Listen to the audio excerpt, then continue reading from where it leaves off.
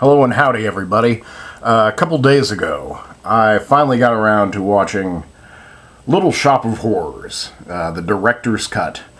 I got this for myself for my birthday. It just came out. I was overjoyed that the Colbert Report dedicated, an interview to Frank Oz solely for the purpose of promoting this film and talking about this film. It's one of my favorite films of all time. I'll give it an 11. I think this is probably maybe the origin of my obsession with film. I don't really remember a movie before this. The first film I ever saw in the theater that I can remember is Footloose, the original Footloose. Mom tells me that she took me to other movies when I was younger, but I don't really recall those. But I can remember distinctly seeing Footloose. And it seems like when I went to Footloose, and this is probably not the case, but because they're my only memories, that's what I remember. I went and I saw this poster for Little Shop of Horrors, and it had a little baby Audrey 2 on it, and I was immediately transfixed. I had to know everything about it. I couldn't believe it. It was insane. I was, well, with the poster, who knows how old I was, but when this film came out in 1986, I was 7 years old. And after seeing it, I just had to have everything about it. There was merchandise. It was just, again, like the first film I ever loved. Maybe like the first thing that I ever just was just crazy about. I got the soundtrack. I think it might have been one of my first tapes, audio cassette tapes. It was either probably that or something from Weird Al, but I could swear that Little Shop of Horrors is probably the first album I've ever bought. I listened to the soundtrack incessantly. I don't know. The effect that this film has had on me is, unknown. It is a part of my DNA. So I was overjoyed when they finally released the director's cut, which I've heard about since a teenager and have been dying to see. That stays true to the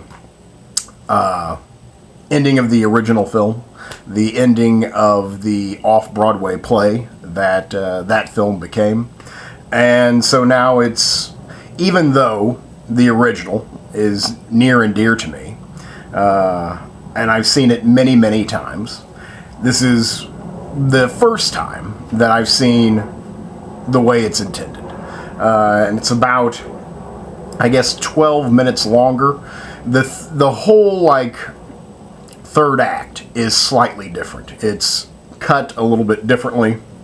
It's got some scenes in there that just aren't there. So it's the whole last 20 minutes is different, and there's about 12 minutes of footage that extend. The running time is about 12 minutes longer, though the last 20 minutes are different.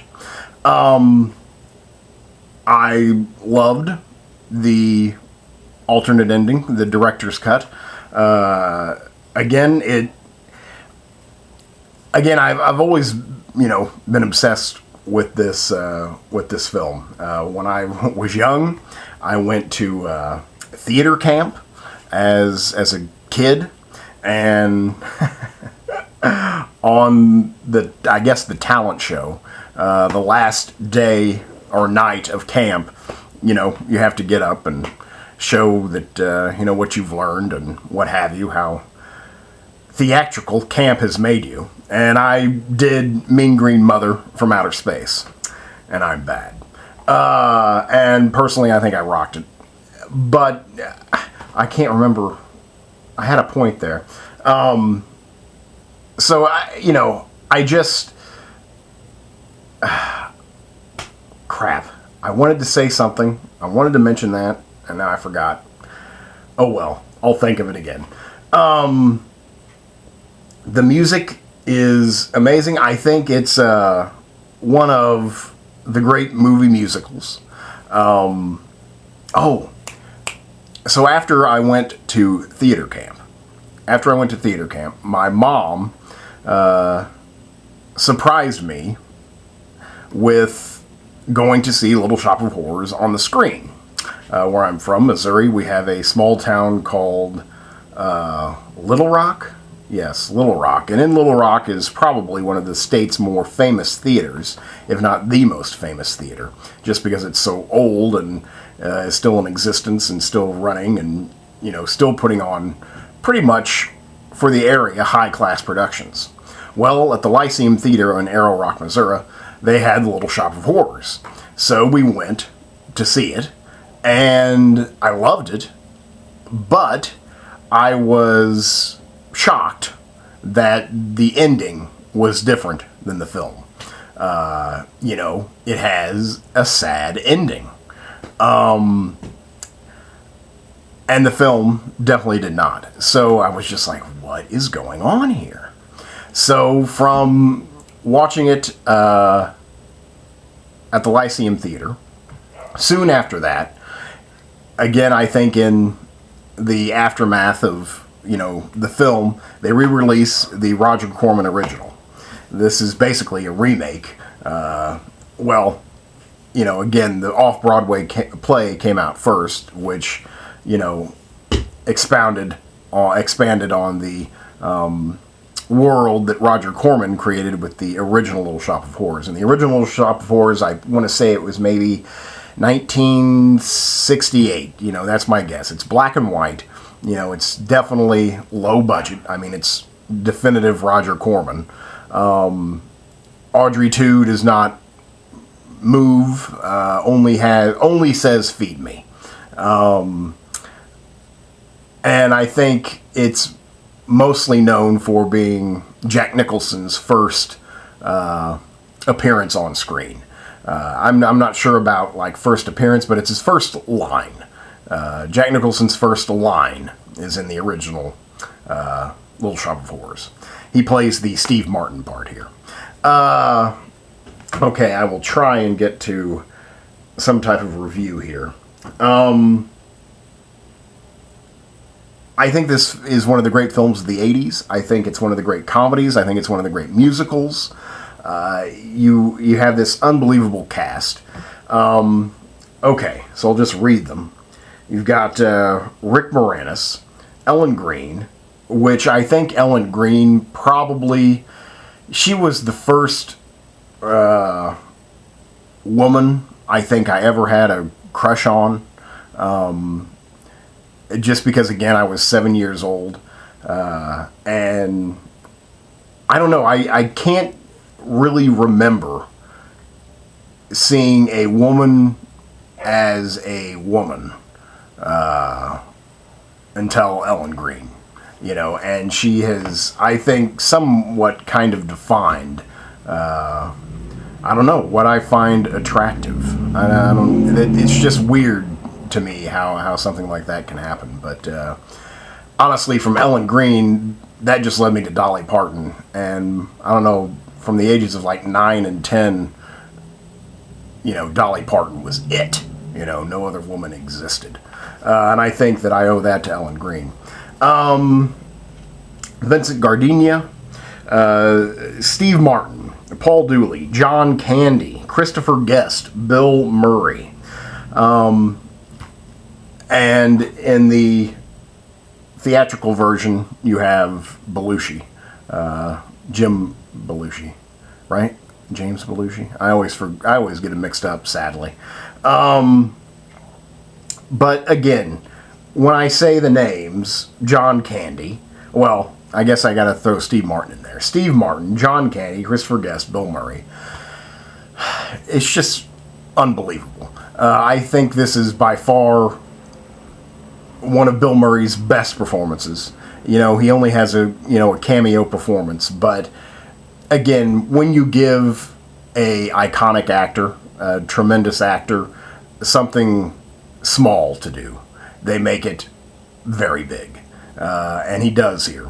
I still quote some of his lines from this film to this very day, namely "candy bar." That's my favorite. But Bill Murray's, again, features one of the best Bill Murray performances, one of the best Steve Martin performances, maybe his best or funniest. I guess I'm not the biggest Steve Martin fan, but he's brilliant here. Christopher Guest, again, I mean, these are comedic titans, if you ask me, and they're all in this film, and they all are brilliant. So I think that makes the film brilliant. The music is fantastic. It's infinitely singable. I watched this a couple days ago. I still have the music stuck in my head. The special effects are awesome. I love practical effects. You know, I'm learning to accept that, we're becoming a CGI medium, and this photorealistic computer graphics, that's all fine and good. I have to live with that. But when I look at this puppet, it's a puppet, and it looks beautiful. And there is nothing ever that says, oh, well, that's fake, that's a puppet. I mean, this is a living, breathing plant. And I don't know why we don't use practical effects like this anymore. Because even with the best CGI today, it would not look as good, nor feel as warm, nor seem as real as this expertly made puppet. It's probably got to be the best puppet that's ever been put onto film. It just, the way it moves, the way it looks, I was wondering if maybe in the, the remastering of this, if they didn't maybe throw some like CGI touches just because of the lips on this thing. They move so intricately, and I was wondering if maybe they had touched it up a little, but I don't think so. I don't want them to. But it just looks amazing, and I sorely miss practical effects. And again, I think they're pretty much perfected here. The ending of the film, I guess, it was definitely what's different here.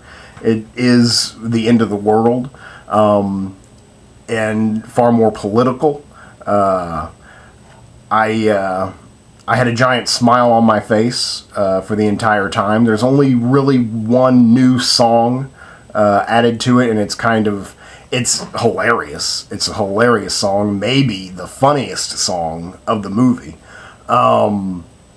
that pretty much plays and describes everything that's happening. It's sung by the Greek chorus. There's a Greek chorus in this film.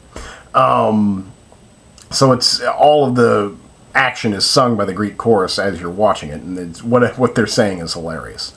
But I really enjoyed the end of the world. It gave it this, 1950s monster movie feel that, is not there for the theatrical ending. It's a happy ending. Here it's, again, everyone is dead. And the world is ending. And it's, and